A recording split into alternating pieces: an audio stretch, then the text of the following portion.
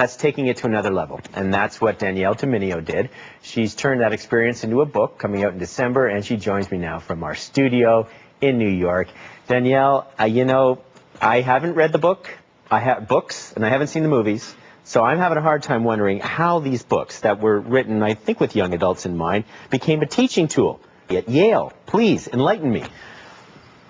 I think the first really important point, and you raised it yourself, is whether these books actually are just. And I think that what's really important to remember is that the books raise these timeless, classic themes about good and evil, and what it means to live a good life and to care for your friends and to love one's neighbor. And those, to me, are very, very mature themes, and they're the themes that are also touched upon in Christian theology. So it's what made the class successful, and I think it's what makes them. But let me in on something, if you could, Danielle. When you went to the people at Yale and said, "I got a great idea.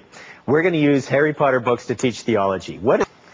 Well, a majority of them were very supportive, and probably that's because pages of reading a week that was theology reading, so it's clearly a theology course, and on top of that, the Harry Potter reading, so 400 to 500 pages of reading per week. But there were some people, and if you look at the Yale Daily News, there's an article where some people are very skeptical about the class and about its credibility. But having taught it twice now, I think that the response to it, you know, it stands on its own. It shows transformative impact on your own life. How so?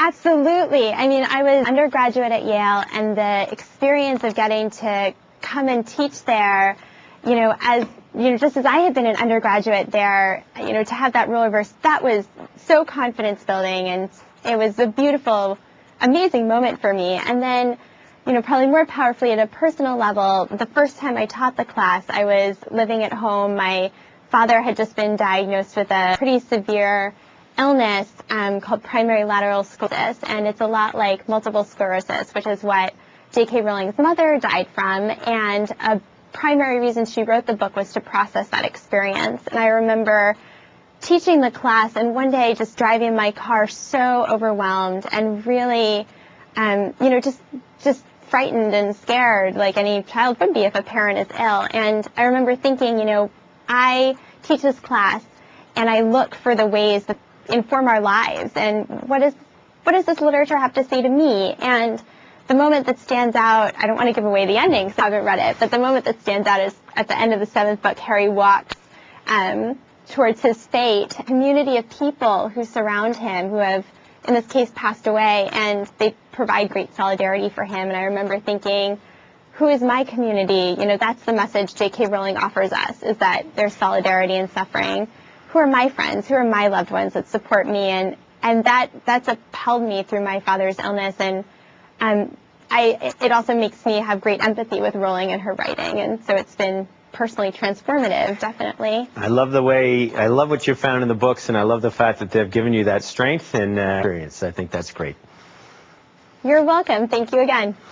Well, it's never easy to get young people out to the polls during an election, but in tonight's What in the World, how Spain is trying to sex up the act, voting.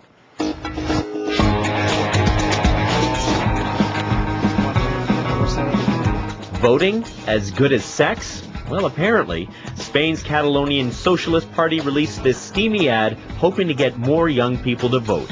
As expected, the rival